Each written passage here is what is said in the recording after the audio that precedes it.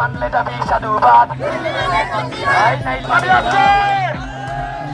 দাবি সাধুবাদ, নইলে হবে প্রতিবাদ। নদী খাইছে বাপের ভিটা, মানব না আর মিষ্টি কথা। ভোট ভিক্ষার নমুনা জানি কিন্তু কমুনা। মেঘনা নদীর ভয়াবহ ভাঙন প্রতিরোধে স্থানীয় সিসি ব্লক বাঁধ নির্মাণের দাবিতে এরকম অভিনব স্লোগানে ভোলায় পানি উন্নয়ন বোর্ড কার্যালয় ঘেরাও ও সড়ক অবরোধ কর্মসূচি পালন করেছেন ভাঙন কবলিত এলাকার বাসিন্দারা।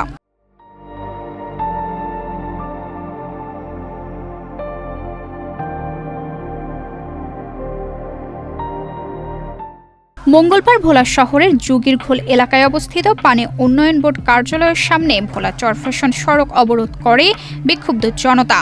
বিক্ষোভকারীরা জানান, মেঘনা নদীর ভাঙনে ভোলা শহর রক্ষা বাঁধ সহ শিবপুর ও মেদুয়া ইউনিয়নের বিস্তীর্ণ এলাকা মারাত্মক ঝুঁকির মধ্যে রয়েছে। ইতিমধ্যে ভাঙন কবলে পড়ে শতাধিক পরিবারের বসত ভিটা নদীগর্ভে বিলীন হয়েছে। ঘরবাড়ি হারিয়ে দুই ইউনিয়নের লক্ষাধিক মানুষ অনিশ্চয়তার মধ্যে দিন কাটাচ্ছেন। ভুক্তভোগী এলাকাবাসীরা বলছেন, মেঘনা নদীর ভয়াবহ ভাঙনে ইতিমধ্যেই প্রায় 400 একর ফসলি জমি নদীগর্ভে চলে গেছে। এছাড়া মাঠঘাট, বাজার ও একটি মসজিদও বিলীন হয়েছে। দ্রুত কার্যকর ব্যবস্থা না নিলে শিবপুর মাঝঘাট 5টি শিক্ষা প্রতিষ্ঠান, শতাধিক ঘরবাড়ি এবং ভোলা শহর রক্ষা বাঁধও হুমকির মুখে পড়বে।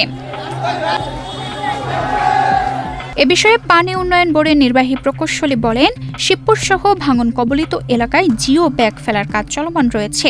পাশাপাশি ভাঙন প্রতিরোধে ভোলা সদর উপজেলার ধনিয়া, কাছিয়া ও শিবপুর ইউনিয়ন জুড়ে প্রায় 730 কোটি টাকার একটি প্রকল্প প্রণয়ন করা হয়েছে। প্রকল্পটি বর্তমানে পরিকল্পনা কমিশন অনুমোদনের জন্য প্রক্রিয়াধীন রয়েছে এবং প্রকল্পটি অনুমোদন হলেই স্থায়ীভাবে নদী দিয়ে ভাঙন রোধ করা সম্ভব হবে এবং মানুষ যে বসত ভিটা হারাচ্ছে, তাদের জমি হারাচ্ছে, নিশ্চয়ই হয়ে যাচ্ছে, এই জিনিসটা বন্ধ হবে।